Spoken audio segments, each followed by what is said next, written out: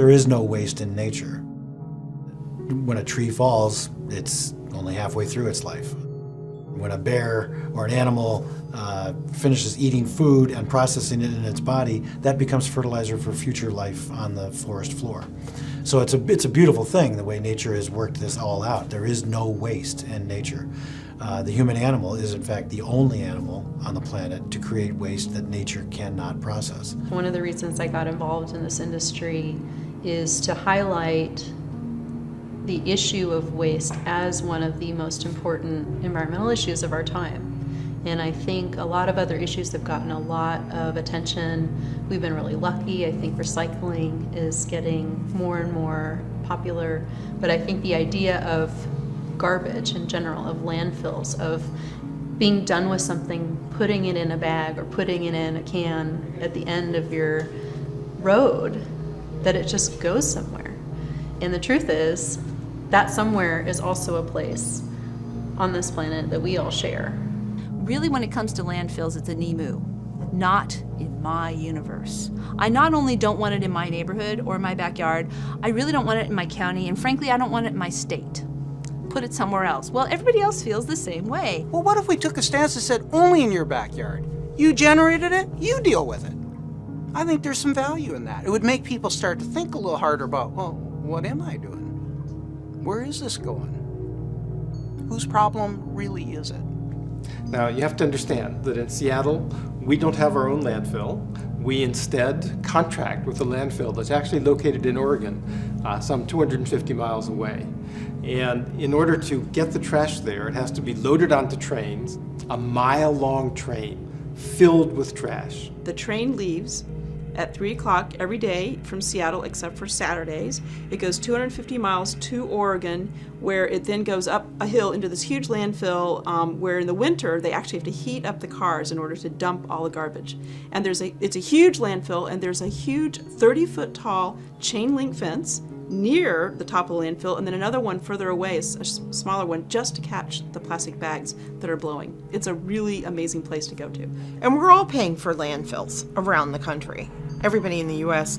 is working with some system, whether it's a municipal system that manages their own waste locally or if it's a system that ships their waste to other parts of the country. And, you know, there's so many different models in how that works. The resources involved in picking that up from your curb, taking it to wherever its destination is, and then having to dispose of it, you're still part of that. And the reason you should care is because that's going to make a difference for the environment, for the economy, for your costs, for all of the things that you care about. It's going to make a difference. You know, in economics, there's this term of externalities.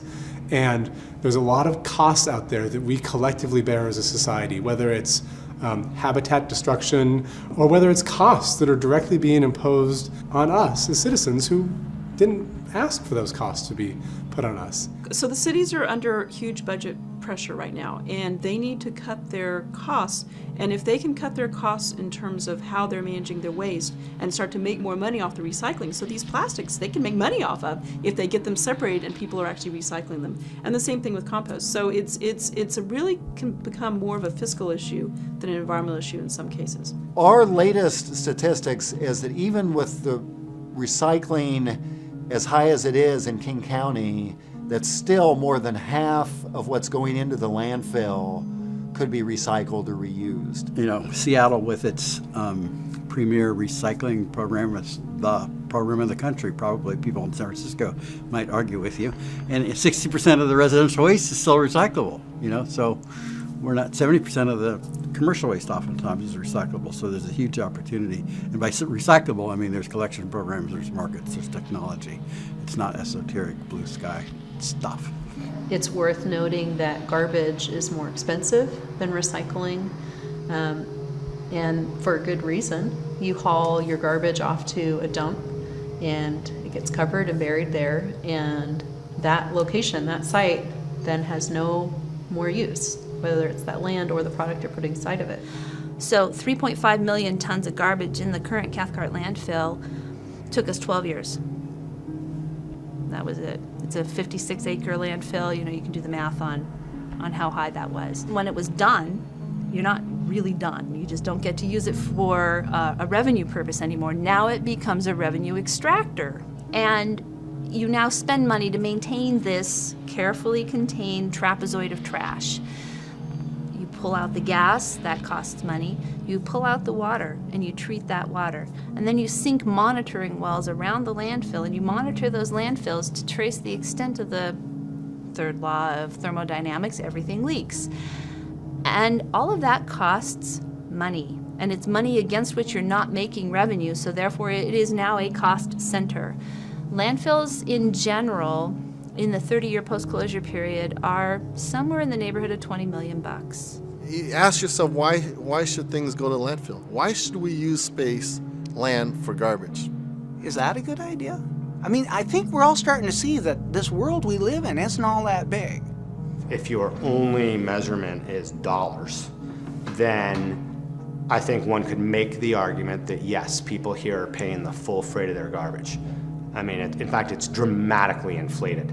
Their garbage bill is paying for salmon habitat restoration and graffiti removal and lots of other things that the municipalities do that are good, and those things are funded through utility taxes. But I also believe that if you count the impact on the world and the environment, then there's no doubt that we are stealing from the future. Tipping fees provide a significant incentive. A lot of what we see, if we can't, let's say make money or extract value from the commodities, we need to cover our costs through the avoidance of disposal fees, and that's a big incentive. And so when you have markets like Seattle or Vancouver up in Canada, which is part of my area, where they have high disposal fees, it's for a reason, because they're trying to promote recycling and wasting less. We've got excess landfill capacity, but the issue is really conservation of resources, wise use of resources. If you have waste, you're inefficient, you're wasting money. It's an opportunity to reduce costs, increase profit. So from a commercial standpoint, waste represents an opportunity to be more efficient and more profitable. Go visit your landfill. Go see what you're putting in there. See what it looks like when you and your neighbors and everybody else conglomerates their trash. Come to the transfer station, it's closer. See what people are throwing away, you'll be surprised. Because there is value in the things that we are generating. The things that we consider to be trash are valuable. There's things that can be done with them, resources that can be used. And secondly, we live on a finite planet. There's only so much stuff that we can generate and then turn into trash. We throw way too much away in our society, and whether it's scrap metal, cardboard, paper, food waste, plastic, all that stuff has a better use, and it really makes no sense to landfill it when you can recycle it. Pollution is a resource out of place, it's back to Barry Commoner, and so if something's going in a landfill, you're kind of giving up on it. As though you're taking trees from the forest and you are harvesting them and then depositing them in the landfill. You're taking barrels of oil from the oil fields and you're depositing those in the landfill. You're taking money from the communities, opportunities for jobs, so on, and depositing and throwing all that out.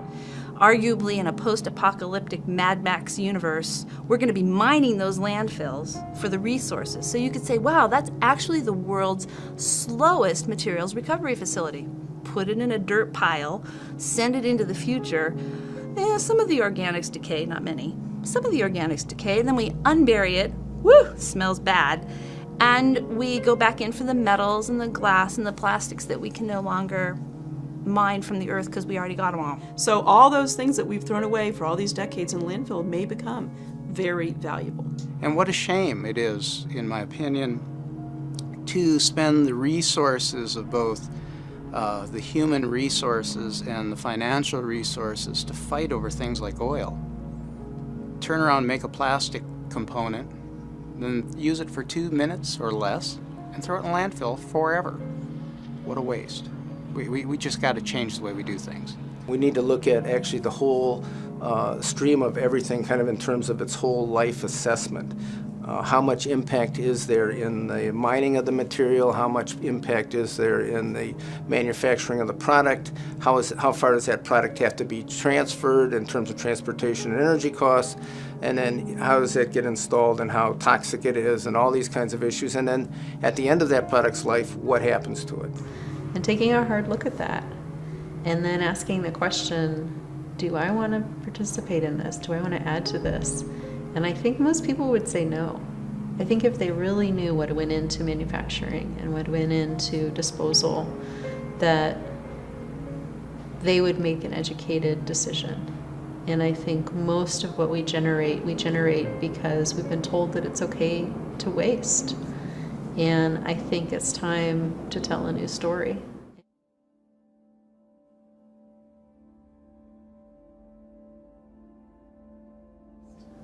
Zero waste is a perfect universe in which everything is described as either being in the technical cycle, so it's minerals, rocks, electronics, those kinds of things, or it's in the biological cycle, food, vegetation, those kinds of things which degrade over time very quickly.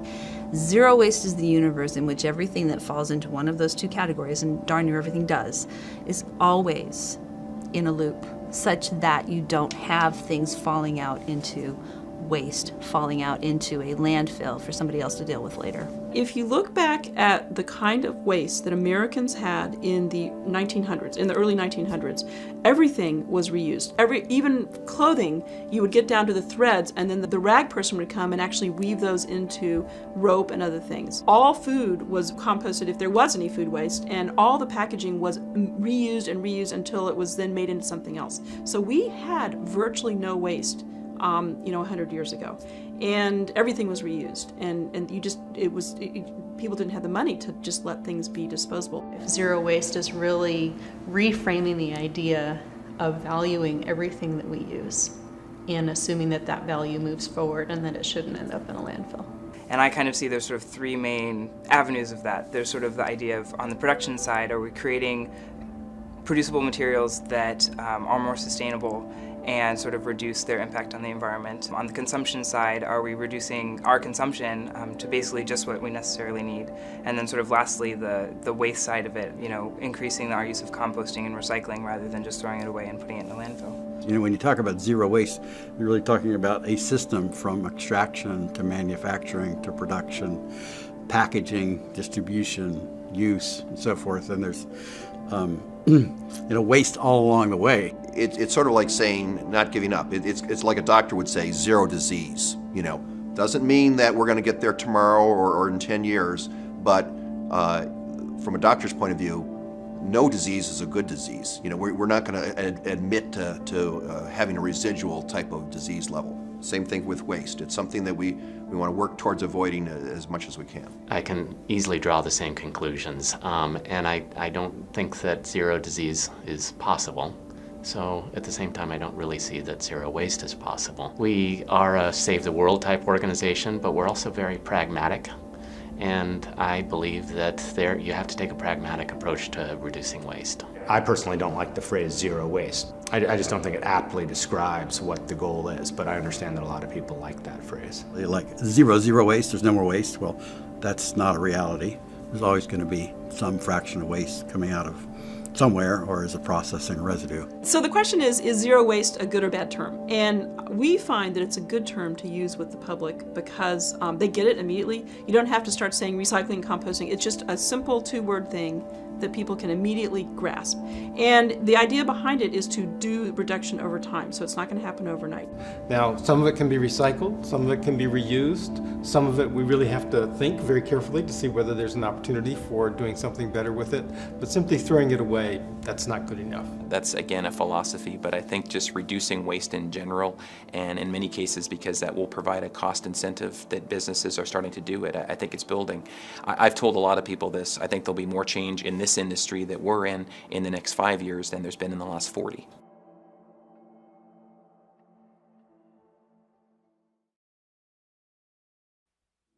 I think people look to Seattle as an example of what is possible for the utility, the partnerships between the utilities and the private businesses, the sort of policies and incentives that are in place to make it a more economically, attractive thing for businesses to do, and the services that are available. And we have some very innovative haulers and collection services here for people, and there's lots of opportunity to recycle a lot of different materials. Humans are very creative. And somebody will figure out how to make money taking even the least likely candidate for reuse and turning it into something fabulous.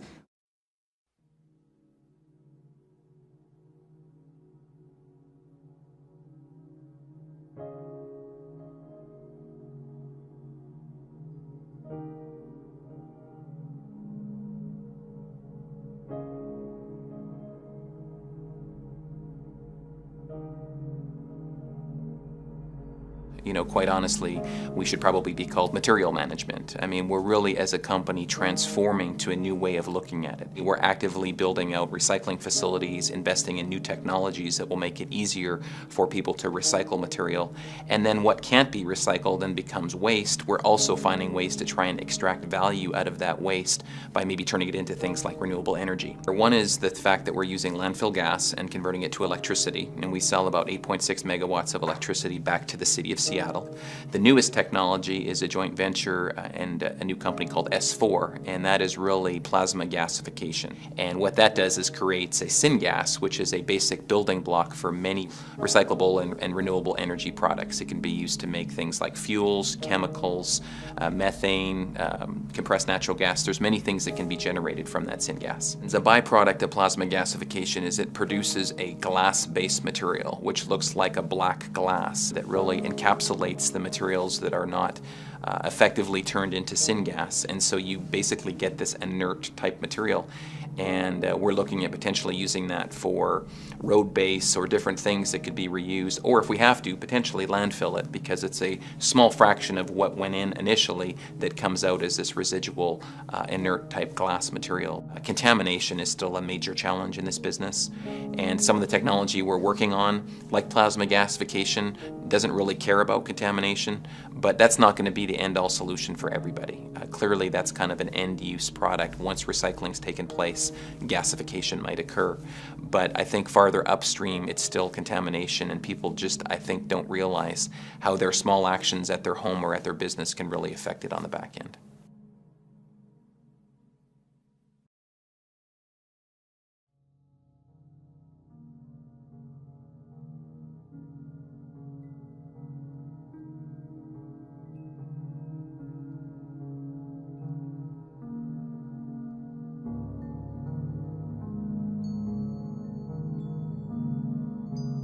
We've diverted over 4 million tons since the company started, and we've made approximately 3 million cubic yards of product that we've sold. Well, the food waste volume is about 75,000 tons a year that we're currently taking in. There is a lot more food that's continuing to go to the landfill, and it's why most of the municipalities are focusing on the food volume. If you think of an old wagon wheel, like the cowboy days, you know, you have a big hub and then you have spokes. The hub is going to be the compost plant, because whatever anything else does, you need it to make a product with the residuals, okay? Now, one spoke could be anaerobic digestion, which we've been looking at now for about 8 years. I think Jerry's been to Germany 15 times. Another spoke would be maybe a biomass to electricity project. Another spoke might be a gasification process for some of the biomass. So they'll be, and those technologies will fill the wheel, but you still need that hub. Yeah, you can kind of look at it as kind of like a nutrient cycle, where the nutrients are captured back, put back into the soil, and those soils then grow more crops that we then eat, ending up back into our feedstocks, actually. It's realizing the level of investment that it takes to try to do it right and provide the environmental assurances that are needed. And I think that's probably the biggest thing, and then how that relates to costing the cost of the service and also the sale of the recyclables, because it's a pretty horrendous effort, financial effort, to be able to do it, especially in a large scale.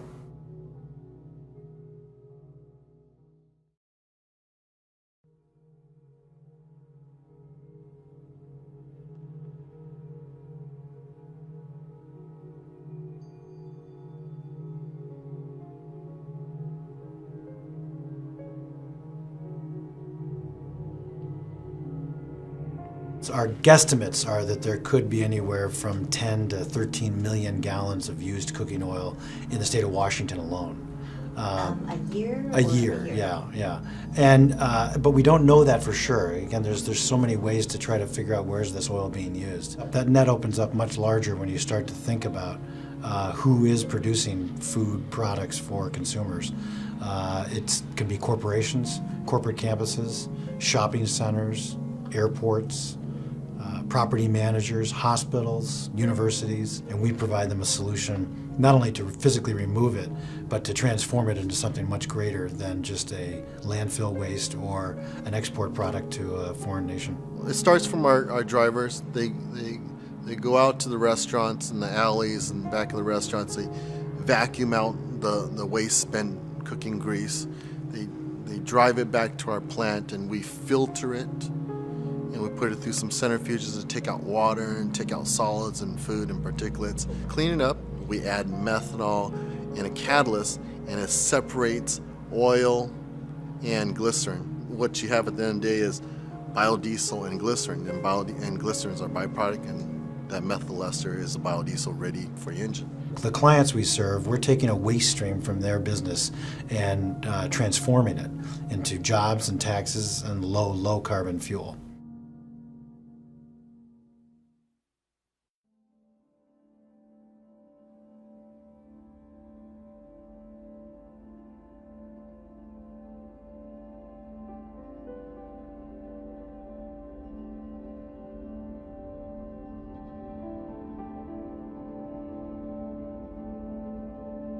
I don't look at it as a difficulty, I look at it as a great opportunity. You have this huge model that students, faculty, and staff are engaged in. So this is an opportunity to have this living, learning environment on campus where everyone on a daily basis can be engaged as environmental stewards. The 3 rules are convenience, convenience, convenience, and you will actually get people to recycle and compost more. So we even work in some places to try and create better infrastructure where we always offer all 3 of those opportunities: recycling, compost, and hopefully a small amount of waste. Part of what we've learned over the years and what we've tried to do is standardize the look and the messaging as best we can. So we have one type of container that goes in conference rooms. We have another standardized set of containers that go in lecture halls and classrooms.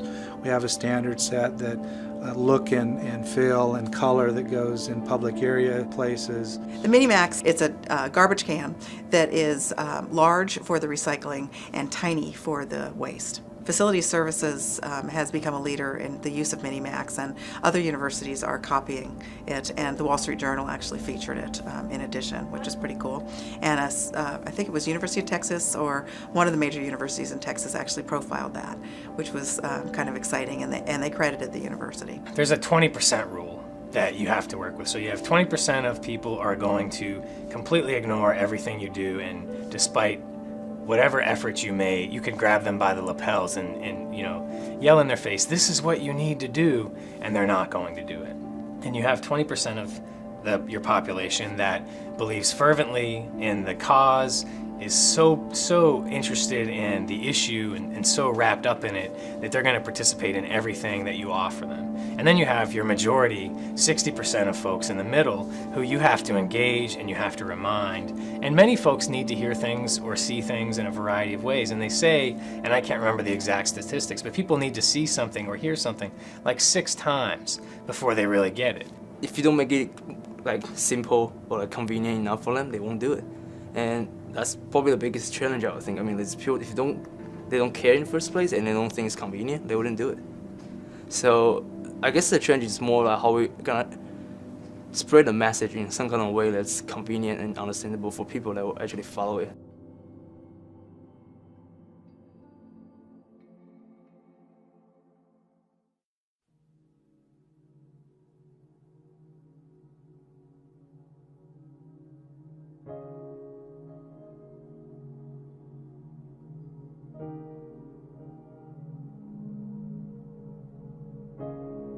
We've gone a long ways in a short amount of time. 6 years ago, we recycled just 12% of our waste. And while we're striving for zero waste, we're happy that we're making progress in the right direction. We've gone from 12% to as high as 85%. And right now for the year, we're averaging at about 80% rate. So our goal is to get to 90 ultimately. I think that might be feasible, and we're taking one step at a time. And to do that, we're going to have to sort our garbage. And when 80-90% of our waste stream was going to the landfill. The thought of sorting that was just too much to bear. Now that we're down to a 20% of the waste stream, it's a little more conceivable to say, hey, if we're going to push up our recycling rate, let's go get the stuff that's in the landfill-bound waste and sort it. So sorting plays an integral part in really driving up the rates. And to try to convey that recycling program to the front of the house, to the guests, is a challenge. So we've gone to a completely compostable serviceware that we serve at our concession stands to try to accomplish that, and we've pretty much eliminated the garbage stream for the front of the house. So as you walk around Safeco Field, you'll find about 500 compost containers and only 17 garbage containers. We try to pair up a PET plastic container with every compost container to reduce the contamination.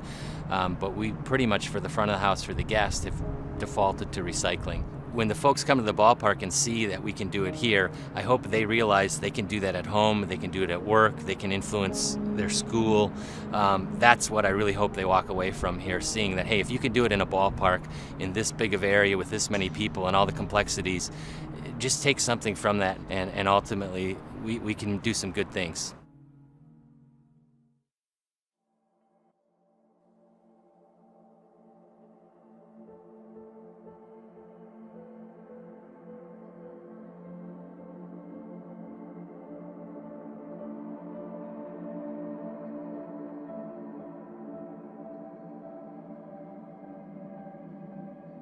Well, I mentioned previously that we're both aspirational and pragmatic, so that certainly we brought that perspective to bear when we considered recycling, and we do recycle in the bathroom, for example, and in the kitchen, but we don't do it in the laboratory. So we look at it as a responsibility, and part of our responsibility involves recycling and reducing, but part of our responsibility involves ensuring public health and making sure that we don't create problems as we try to resolve them.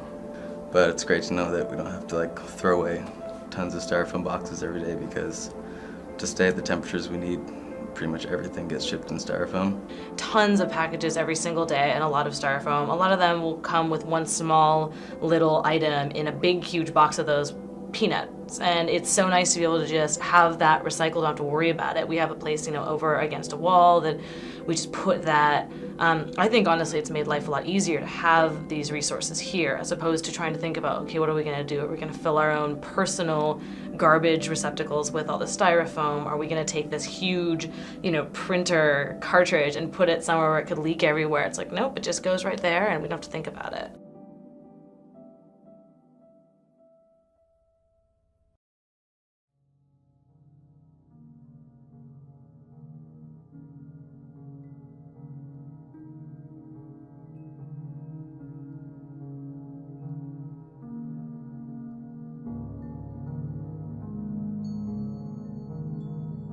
We both have a passion for food, a passion for health. We care about our community. We use our food scraps to help local farmers feed their livestock. So it's amazing what trash can do. If it's meat, he doesn't want meat to go to the livestock, so we take that home for our dogs. If it's anything that can be composted that the pigs wouldn't eat, like eggshells and stuff, we put that, and we have a composter outside now, and we put that all in there. We have a waiting list for the pig buckets of pig food. We have some customers that know about it, and they want it for their chickens in there. So we have a waiting list of when one person's done, they want to get it. And we have certain people that want compost from us. And, so the people that do know are eager to jump on and help and be a part of it. Almost everything we've done has saved us money. Getting the food scraps and the composter and doing all that, we were able to cut down and get a smaller dumpster. And that saves, $100, $150 a month.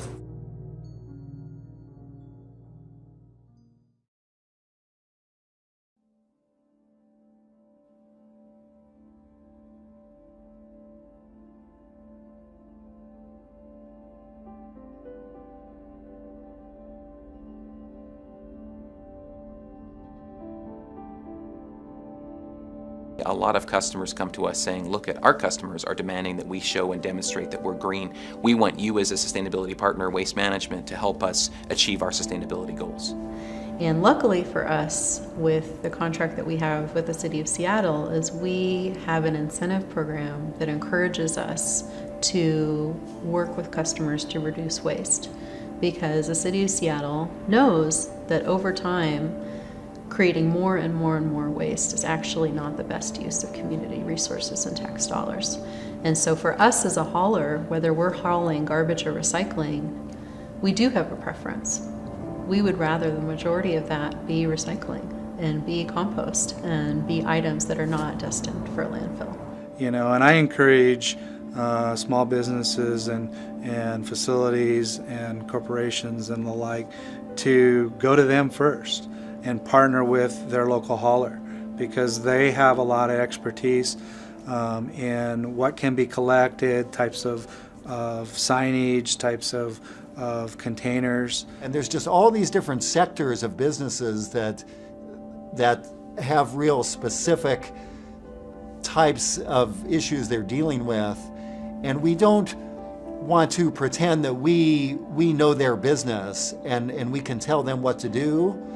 But if they have a recycling or a waste question, sometimes we can help them, and we can tell them what we think is needed as far as reducing waste. So we do one-on-one. We work with business associations. We really do a lot of that. It can be definitely overwhelming, but I think that is exactly what Resource Venture is all about: is helping people wade through, navigate the choices, and it's a free service to them. So we come in and we say, let's take a look at what you have in place now. Let's take a look at your garbage bills.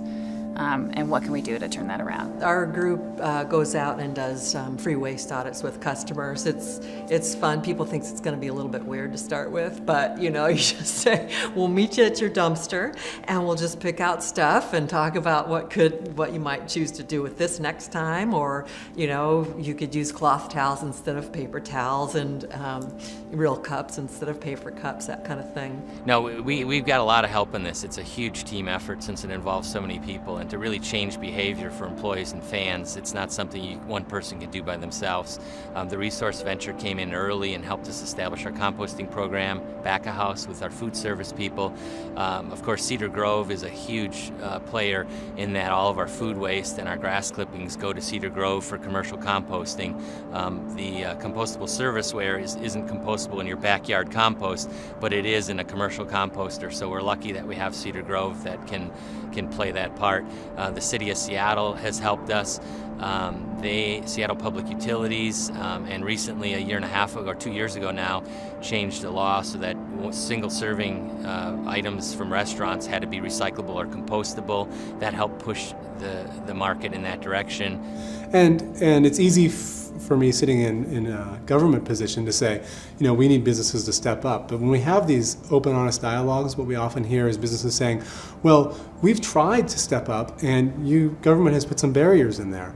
And so, we have a responsibility as government to also come part way and understand the business's challenges and figure out what it is we need to do. Is it a different delivery or pickup system? Is there a different market we need to help create for recyclable materials?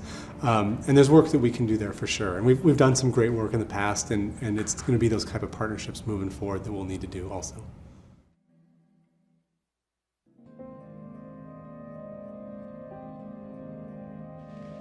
Zero waste initiatives for businesses start with a green team and doing a baseline analysis of all of the waste that's generated on site from that business, whether it's an office building, whether it's a restaurant, whether it is a manufacturing site, and taking a look at production, everything that's purchased for that site, and then everything that's disposed of. What we advocate for is for people to just take small steps. We're not talking about people changing their life overnight. And I think that's what sort of freaks some people out, like, oh my gosh, I'm gotta become green automatically and overnight. And that's not really what happens for most people. It happens over time. I think a lot of companies look at something like this and think it's just too big. It's just too overwhelming. There's no difference, that my business can't make a difference. And I can understand that line of thinking, unless you just start small and say, okay, well, let's just look at our recycle bins at the end of every day and see what we're recycling. And let's look at our garbage bins. And let's look at our food compost. We didn't even compost food a few years ago at businesses, and now we do. Pick one thing where they can have an impact, and then look at the results of that one change that they made. One, whether it's a purchasing change, whether it's starting, collection of recyclables on site, any of those things can have a tremendous impact. So pick one thing, look at it, gather those numbers, share those numbers, and that'll get you started down that path. And you'll see that there's, economic reasons to do that, and you'll continue down that road and find other ways to become more sustainable. And individually, sometimes there may be a cost to first start a system. There's usually a startup cost. To educate people, there's a cost to starting that up. You may have false starts. You may not have the system designed very well, and so mistakes are easy to make. So there's a lot of reasons why people are cautious about moving forward, but what our experience has been is that once you get people started, then it's like, why weren't we doing this all the time? I think when we talk about sustainability and doing things that are green or being sustainable, we really want to be at a place where we aren't using that word anymore and we're just talking about the way we do things.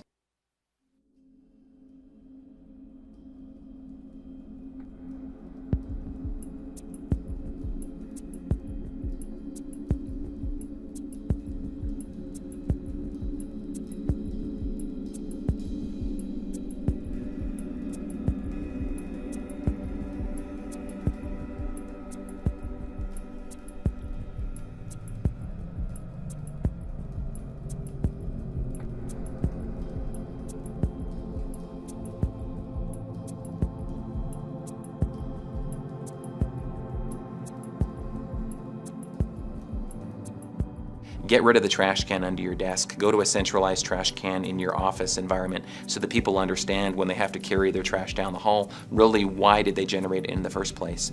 Every single office, every single desk area, in fact, there'll be a couple desks in each office space, and everyone has their own recycling receptacle. So it's not like there's just one for a big room. There's many, many, many, which is great. Right, I got rid of a garbage can in my office 2 years ago. I don't use it at all. In fact, I don't actually have garbage.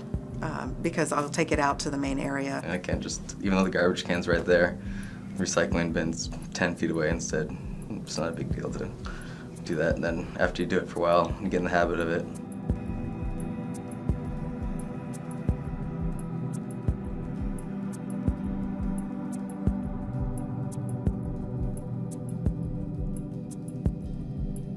Having paper towel recycling in the bathroom is really nice. It's phenomenal to get to work in an environment that is socially and environmentally conscious. Even on our hand towels, there's these come from trees stickers, and it's interesting how much buzz that generates in terms of people saying, oh, now they see it as both sides. They see it as, okay, now I'm aware, but they also joke about walking out of the bathroom with wet hands because they really hesitate before pulling that second towel out of the dispenser.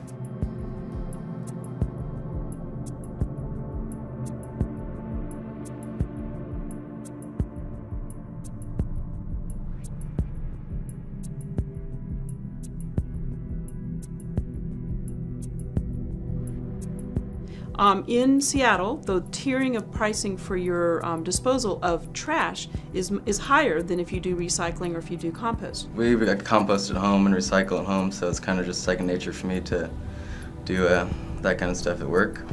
Some people I noticed don't really realize, oh, we can compost this, like there's a food container or paper towels that are dirty, you can put in the compost, and it's just a matter of put it in the right bin. They're all next to each other in the garbage. We make it pretty easy.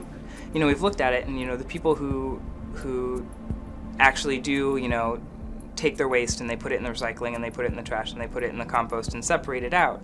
The time that they spend doing that is not significantly more than the time that other people spend doing it incorrectly.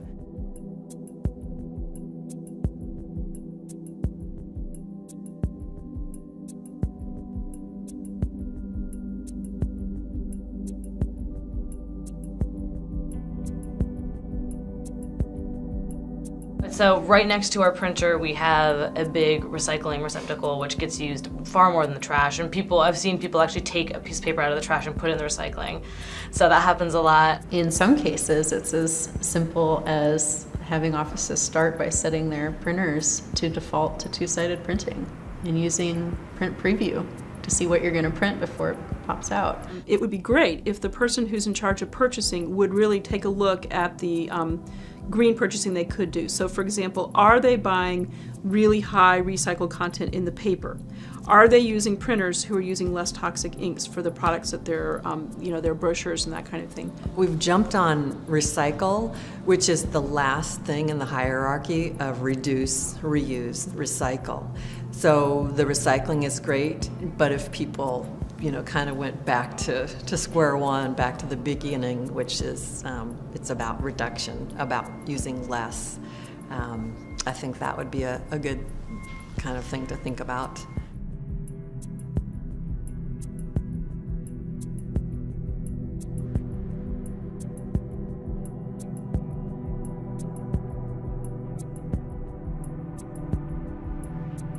We are so lucky here in the Pacific Northwest. We are full of very creative, private recyclers that have found recycling and reuse solutions for everything from bicycle inner tubes to styrofoam, things that would normally end up in the landfill. In January of last year, we for the first time, styrofoam block, there was an ability and a market to divert that. There was never a local processor that would take styrofoam block. It's not heavy, so it's not a lot of weight, but it takes up an incredible amount of volume. So we piloted in the health sciences complex where they get a lot of shipments, lab supplies and those such, so there was a lot of styrofoam. Once we got that up and running and the vendor was picking up regularly, weekly, from our facility, as we collected it, we knew what type of bags worked well for people to put them in there. We educated people on, what could go in there and what isn't allowable. Then we launched it campus-wide. We'd like to let people know that recycling for batteries and for the printers is not just for office stuff. If you have a cell phone battery, you can put it in there. Things like that, trying to make people realize that this is a resource that they can use not just for work-related items, but if they come in and they happen to have a ton of stuff or receipts, that they can use this recycling as well and be sure that they are taking advantage of that resource.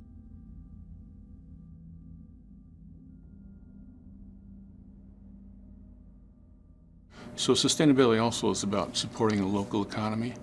And when you work with local vendors and you explain your vision about sustainability, you find out that they have their own vision about sustainability too.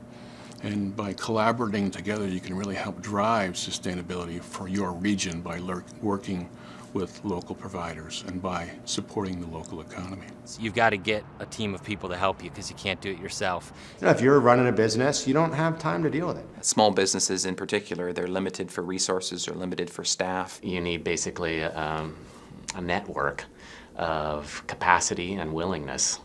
And through our service provider, we have that capacity, and then through education within IDRI and through working with other organizations in this building, we've developed a willingness on the part of the individuals to participate. And the more that we can partner with various suppliers as well as our utilities, as well as our kind of peer businesses, we're all going to be more effective. And so I think it's working together. I think it's making commitment as a company, setting some goals, writing them down, making sure everybody knows what they are, and then working toward them and making sure that everybody can participate in a meaningful way toward that and be part of the success.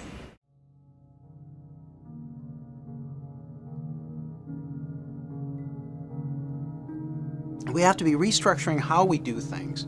But at the same time, we have to be cognizant of the business community and what is the real driver in business. I'm an economist at heart. I'm a finance guy, a numbers guy, and the things that drive me to take on challenges oftentimes are economic. And so when you show me a garbage can that I'm currently using and say, but if you could get all your garbage into something half the size, you would save $15 a month. Even if $15 isn't a significant amount of income for me at the time, it's real. And now you've issued the challenge. In this day and age, it's not just about the environment, it's about the economics. And we've spent a lot of time over the last few years making sure that our system is efficient, and is viable, economically viable. And so when I talk to the campus community, I can go out and tell them that it's not only the right thing to do for the environment and the planet and our university, but it's the right thing for your pocketbook, because it is cheaper for the campus, and we do have large amounts of avoidable costs because of the things that we do. I mean, I think in general everyone wants to do the right thing, but clearly there's a cost barrier to some degree, and by being more efficient to me equals less cost. And so it's not just waste in the sense of garbage, it's waste in the sense of process waste. And so when you come in and look at your business and take a step back, maybe there's ways that you can reduce the actual garbage you put out, but maybe in the same process you can figure out ways to just be more efficient and therefore save money. Look at improving efficiencies, and it's not just about alternate products or supplies. It's about eliminating excess you know, looking at that consumption part of the equation. I would say that it's essentially been cost neutral, that we've taken our resources, we've used them more wisely, and we've ensured that they've had the greatest impact possible. And that involves developing new technology for the developing world, vaccines, diagnostics, and new drugs, but it also ensures that we reduce our waste in a way where we don't have an impact on the same developing world that frequently receives the developed world's wastes. Solid waste disposal costs are not a huge part of the costs for most businesses. For some they are, but for most they're not. But they actually are able to help foster an environmental ethic in their employees, which every evidence that we have demonstrates that improves people's morale, it makes people more cooperative, more ready to work, and it provides you with an ability to market to the public as a company that really cares about the environment. And you know, a lot of times we talk about the economics in this very small sense of how many dollars and cents you're going to save, but the fact is the productivity of your employees and the ability of your company to move in the market successfully and to have a good, positive, popular image is actually a much more important economic benefit. You know, it's all about environmental benefit, brand value, and your customers, and saving money, right? So if you can do something and it speaks to your customers, adds your brand value, has real, true environmental impact, why wouldn't you do it? I've never had a business person tell me, that doesn't make any sense to me. Everybody says, wow, that totally makes sense. Whether or not they step forward and invest is another thing, but I've never had anybody tell me that doesn't make sense. I think we live in a part of the country that places a high value on this. And our awareness level is much higher up here than it is in other parts of the nation. So I think that it has moved from an esoteric, unusual thing to a thing that brands really do want to attach themselves to. When we first approached Amazon over a year ago, they practically cut the meeting off at the midway point and said, we get it, we love it, let's do it. They said, we don't need to hear more. And we collect all the used cooking oil from Amazon, which has only gone up significantly since they moved their campus down to South Lake Union. And it's a brand value to them. It's very important to them as part of their larger enterprise to minimize the environmental impact of their business. And that gets to consumers. Even if from a corporate standpoint like that, or from a restaurants in the Seattle area, the Space Needle, SeaTac Airport, these are all places that are like, hey, if we can do the right thing, why wouldn't we? And it makes us very proud because we do believe that we're doing good work in this area. But I also think it continues to be an incentive. You know, it's better to get an A or better to be number one. Being in the top 15, that's great, but let's strive for more. You know, we're never going to be perfect, and so it continues to be a catalyst. The other is it's really good marketing. There's no question that students in particular are looking for a place to go to school that is green, but also for faculty and staff recruitment and retention. Many faculty and staff also believe that it's appropriate to be green.